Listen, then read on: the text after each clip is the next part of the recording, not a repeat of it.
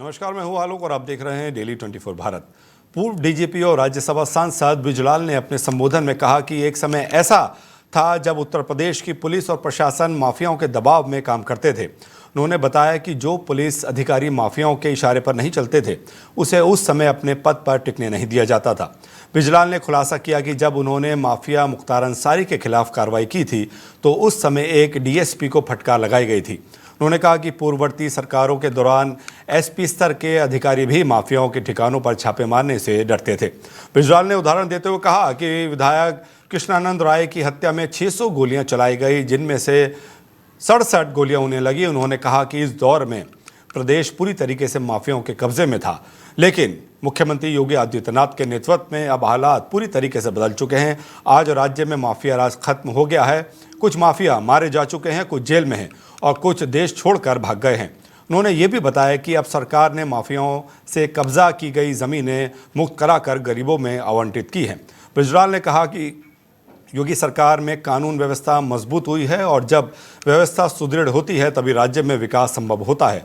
उन्होंने पूर्ववर्ती सपा सरकार पर आरोप लगाया कि उस समय रंगदारी और अपहरण का कारोबार चरम पर था। वहीं अब मुख्यमंत्री योगी के नेतृत्व में प्रदेश में 40 लाख करोड़ रुपए से अधिक का निवेश आ रहा है, जो कानून व्यवस्था में आए सुधारों का प्रमाण है।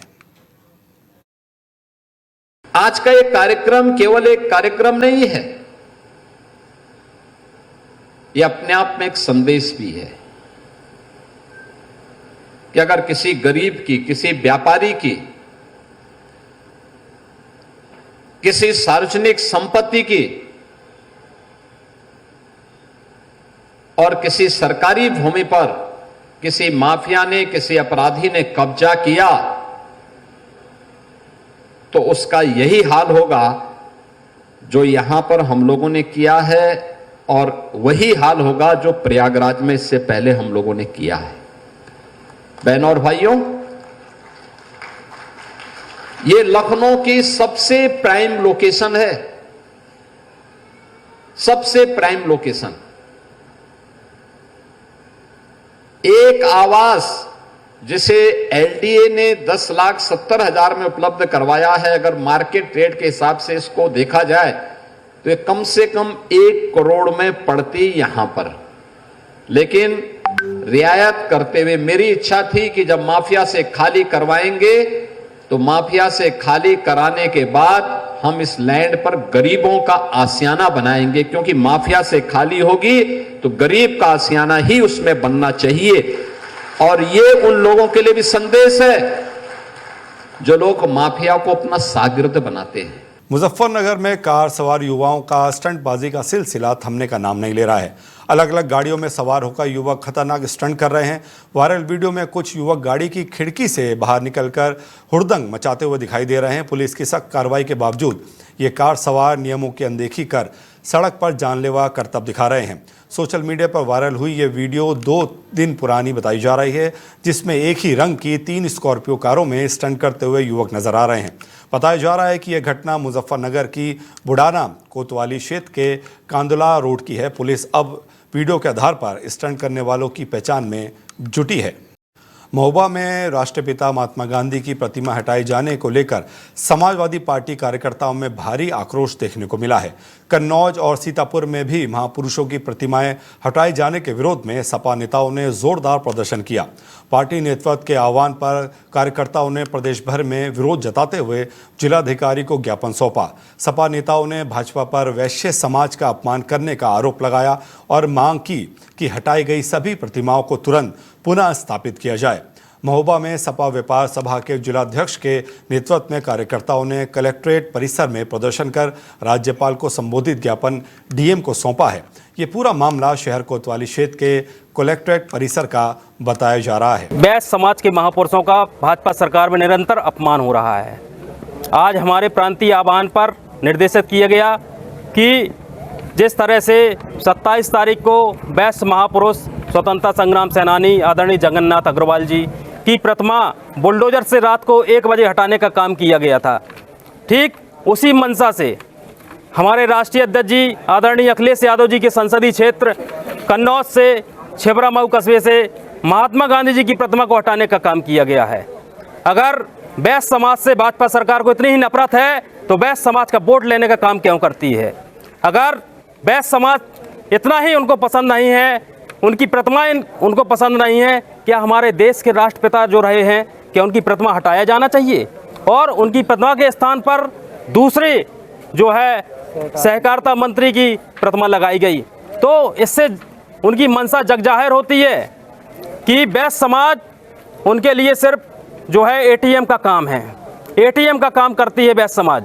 बैस समाज को जो है वो हमेशा अपमानित करने का काम करते हैं। बैस समाज को एटीएम की तरह इस्तेमाल करती है भाजपा सरकार। जब उनको ज़रूरत पड़ती है, जिस तरह हम आप एटीएम से पैसा निकालने का काम करते हैं, वो बैस समाज का वोट लेने का काम करते हैं। बलिया जिले के बैरिया क्षेत्र में पुलिस ने बड़ी कार्रवाई करते हुए एक पिकअप वाहन से 270 पेटी अंग्रेजी शराब बरामद की और एक आरोपी को गिरफ्तार किया है। पुलिस ने गाड़ी को सीज कर आरोपी को न्यायालय भेज दिया है। जानकारी के अनुसार बैरिया थाना क्षेत्र के शोभा छपरा के पास पुलिस ने एक संदिग्ध पिकअप को रोकने का प्रयास किया, लेकिन चालक भागने लगा। घेराबंद कर गाड़ी को रोका गया, जहां एक आरोपी अंधेरे का फायदा उठाकर फरार हो गया, जबकि चालक चंदन यादव को पकड़ा गया। तलाशी में पिकअप से भारी मात्रा में रॉयल स्टेज और ऑफिसर्स चॉइस फ्रूटी सहित कुल लगभग 17 लाख रुपए की शराब बरामद हुई है। पकड़े गए युवक ने बताया कि ये शराब बलिया से बिहार चुनाव के दौरान ऊंचे दामों पर बेचने के लिए ले जाई जा रही थी। पुलिस ने आरोपी चंदन यादव समेत 4 अन्य के खिलाफ आबकारी अधिनियम के तहत मुकदमा दर्ज कर कार्रवाई शुरू कर दी है। बताया जा रहा है कि पुलिस की सक्रियता से बिहार में शराब तस्करी पर बड़ा झटका लगा है। संत कबीर नगर जिले के रहने वाले शबमुल हुदा खान पर एसटीएस की जांच में गंभीर आरोप सामने आए हैं। जांच में पता चला है कि इंग्लैंड की नागरिकता हासिल करने के बाद वो पाकिस्तान के कई क्षेत्रों में आता जाता रहा और जम्मू कश्मीर के कुछ संदिग्ध व्यक्तियों से लगातार संपर्क में था। इसके अलावा उसने विदेशों से फंड जुटाकर उन्हें अलग अलग माध्यमों से मदरसों तक पहुंचाने का नेटवर्क तैयार किया था, जिसके बदले में वो कमीशन भी लेता था। एटीएस की विस्तृत जांच रिपोर्ट के आधार पर जिला अल्पसंख्यक कल्याण अधिकारी ने 2 नवंबर को खलीलाबाद कोतवाली में शमशुल हुदा खान के खिलाफ मुकदमा दर्ज कराया है। अधिकारियों का कहना है कि मामले की गहराई से जांच की जा रही है ताकि उसके विदेशी संपर्कों और फंडिंग के पूरे नेटवर्क का खुलासा किया जा सके। जनपद संत कबीर नगर के शमशुल हुदा खान द्वारा इंग्लैंड की नागरिकता प्राप्त कर लगातार विदेशों में यात्रा करते हुए इस्लामी धर्म के प्रचार के नाम पर पाकिस्तान के विभिन्न क्षेत्रों में आने जाने तथा वहां के लोगों से संपर्क बनाए रखने एवं भारत में अपने करीबियों के माध्यम से जम्मू कश्मीर के संदिग्ध व्यक्तियों से संपर्क तथा अन्य संदिग्ध गतिविधियों की जांच एटीएस उत्तर प्रदेश द्वारा कराई गई। जांच के दौरान ज्ञात हुआ कि शमशुल हुदा खान दिनांक 12/7/84 को सहायक अध्यापक आलिया मदरसा दारुल उलूम अहले सुन्नत मदरसा अशरफिया मुबारकपुर आजमगढ़ के पद पर नियुक्त हुआ। वर्ष 2007-8 से ही ब्रिटेन में सामान्यतः अधिवास कर रहा था। दिनांक 19/12/2013 को इनके द्वारा स्वेच्छा से ब्रिटिश नागरिकता को प्राप्त किया गया। जालौन जिले से एक चौंकाने वाला मामला सामने आया है, जहां यातायात पुलिस की सरकारी गाड़ी में एक मासूम बच्चा बैठा नजर आया। नियमों का पालन कराने वाली पुलिस की इस बार नियम तोड़ती दिखी। बताया जा रहा है कि शाम के समय एक पुलिसकर्मी ड्यूटी के दौरान अपने बच्चे को सरकारी जिप्सी में बैठाकर घुमा रहा था। ये नज़ारा देखकर ऐसा लगा मानो सरकारी वाहन अब फैमिली राइड के लिए इस्तेमाल हो रहे हैं। बच्चे के साथ जिप्सी में घूमते पुलिसकर्मी का वीडियो सोशल मीडिया पर तेज़ी से वायरल हो रहा है। ये वीडियो उरई कोतवाली क्षेत्र का बताया जा रहा है। जिले के सरीला क्षेत्र के चंदौत खंड संख्या 1 का एक वीडियो सोशल मीडिया पर तेज़ी से वायरल हो रहा है।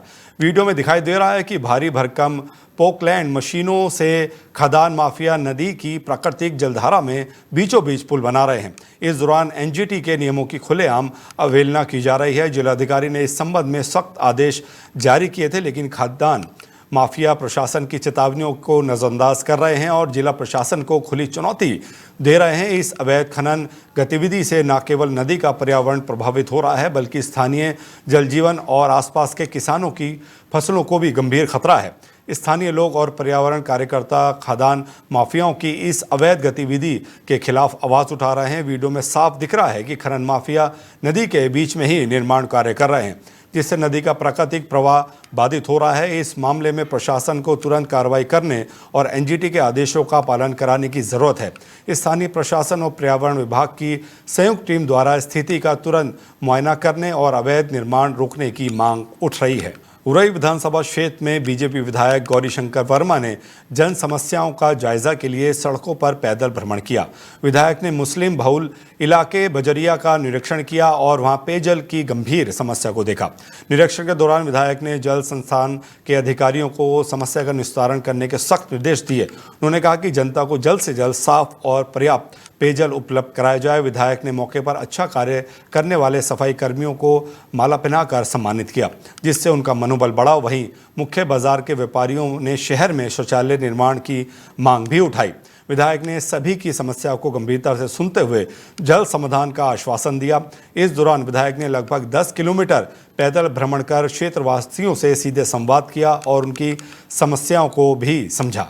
कार्तिक पूर्णिमा के पावन पर्व पर श्रद्धालुओं ने हमीरपुर के संगम तट पर अपनी आस्था का परिचय दिया। इस अवसर पर हजारों की संख्या में लोग बेतवा और यमुना नदी के संगम में स्नान करने पहुंचे। संगम तट पर लगे मेले में श्रद्धालुओं की भारी भीड़ उमड़ी और हर कोई अपनी आस्था के अनुसार पवित्र स्थान और पूजा करता दिखाई दिया। जिला प्रशासन ने सुरक्षा और व्यवस्थाओं के पुख्ता इंतजाम किए ताकि मेले में किसी भी प्रकार की दुर्घटना या असुविधा ना हो। मेले में पहुंचे श्रद्धालुओं ने धार्मिक आयोजन, प्रदर्शनी और स्टॉल का आनंद लिया। प्रशासन ने भीड़ नियंत्रण के लिए अतिरिक्त पुलिस और सुरक्षा कर्मियों की तैनाती की। इस अवसर पर सभी ने शांति और अनुशासन बनाए रखते हुए पर्व का आनंद लिया। कार्तिक पूर्णिमा के इस पर्व ने न केवल श्रद्धालुओं को धार्मिक अनुभव प्रदान किया बल्कि संगम तट के पर्यटन और स्थानीय व्यापार को भी बढ़ावा दिया। जिले के कुल पहाड़ कोतवाली क्षेत्र के वार्ड नंबर 10 में स्थित शंकर जी मंदिर में अराजक तत्वों ने मंदिर की प्राचीन प्रतिमा को खंडित कर दिया। इस घटना से स्थानीय लोगों में गहरा आक्रोश और सनसनी फैल गई। सूचना मिलते ही सीओ, एसएचओ और थाना पुलिस मौके पर पहुंचकर जांच में जुट गई। पुलिस ने आसपास लगे सीसीटीवी कैमरों की फुटेज खंगालना शुरू कर दिया है ताकि आरोपी की पहचान की जा सके। स्थानीय लोगों का कहना है कि ये मंदिर इलाके के लिए धार्मिक और सांस्कृतिक दृष्टि से महत्वपूर्ण है। प्रतिमा के खंडित होने से पूरे कस्बे में चिंता और रोष का माहौल है। पुलिस अधिकारियों ने आश्वासन दिया कि जल्दी से जल्द आरोपियों की पहचान और गिरफ्तारी की जाएगी। इसके साथ ही मंदिर की सुरक्षा बढ़ाने और आगे ऐसी घटनाओं को बचाने के उपाय की बात भी कही गई है। महोबा जिले के चरखारी कोतवाली क्षेत्र के रामनगर इलाके में एक 11वीं की छात्रा ने संदिग्ध परिस्थितियों में फांसी लगाकर अपनी जान दे दी। घटना से परिजनों में कोहराम मच गया। जानकारी के अनुसार छात्रा मामा के घर 13वीं में परिवार सहित गई थी। 13वीं के बाद जब वो बुआ के घर पहुंची तभी उसने कदम उठाया। मौके पर पहुंची पुलिस ने छात्रा के शव को पोस्टमार्टम के लिए भेज दिया और मामले की गहन जांच शुरू कर दी है। शुरुआती जांच में मौत के कारण और आसपास की परिस्थितियों का पता लगाया जा रहा है। परिजन और स्थानीय लोग इस घटना से गहरा सदमा महसूस कर रहे हैं। पुलिस का कहना है कि संदिग्ध परिस्थितियों को ध्यान में रखते हुए सभी पहलुओं की जाँच की जा रही है और परिवार को हर संभव मदद दी जाएगी। कार्तिक पूर्णिमा के पावन पर्व पर गंगा स्नान मेला में हजारों श्रद्धालुओं ने अपनी आस्था का परिचय दिया और धार्मिक डुबकी लगाई। मेले का आयोजन ग्राम कल्याणपुर चक्र तीर्थ में किया गया। इस अवसर पर एडिशनल एसपी पीलीभीत विक्रम दहिया ने सुरक्षा व्यवस्था का समीक्षा निरीक्षण किया। उन्होंने मेले में व्यवस्था को चुस्त दुरुस्त बनाए रखने के लिए कोतवाल प्रदीप बिश्नोई को दिशा निर्देश दिए। इसके साथ ही एसपी विक्रम दहिया ने भगवान भोलेनाथ के दर्शन कर आस्था का अनुभव लिया। मेले में उपस्थित श्रद्धालुओं ने सुरक्षा और अनुशासन का पालन किया। प्रशासन ने भीड़ नियंत्रण और स्वच्छता को ध्यान में रखते हुए पुलिस बल और अन्य प्रबंध सुनिश्चित किए। गंगा स्नान मेला न केवल धार्मिक आस्था का केंद्र रहा बल्कि स्थानीय पर्यटन और सामाजिक एकता को भी बढ़ावा दिया। जालौन जिले के कोंच कोतवाली क्षेत्र के तिलक नगर इलाके में एक सामान्य युवक पर दबंगों ने ईंट पत्थर से हमला कर दिया। घटना उस समय हुई जब युवक दुकान पर समोसे खा रहा था, तभी दबंगों ने उसे बुरी तरीके से पिटाई कर दी। मारपीट की इस घटना में युवक गंभीर रूप से घायल हो गया। सूचना मिलने पर पुलिस तुरंत मौके पर पहुंची और घायल युवक को इलाज के लिए अस्पताल में भर्ती कराया। घायल युवक की तहरीर पर पुलिस ने मामला दर्ज कर 2 लोगों को गिरफ्तार कर उसके खिलाफ कार्रवाई शुरू कर दी है। पुलिस मामले की तफ्तीश कर रही है और दोषियों को जल्द से जल्द पकड़ने का प्रयास कर रही है। इस बुलेटिन में इतना ही। अपना ख्याल रखिए और देखते रहिए डेली 24 भारत। नमस्कार। सत्ता की हर चाल पर हमारी नजर, जनता की आवाज सबसे पहले। सच की पड़ताल करेंगे हम। क्या छपा क्या छिपा, राजनीति के खेल का पर्दाफाश। जहां राजनीति को परखा जाता है जनता की कसौटी। राष्ट्रहित है हमारी प्राथमिकता। जहां बॉलीवुड की चमक भी सच्चाई से टकराती है। Daily 24 भारत पर।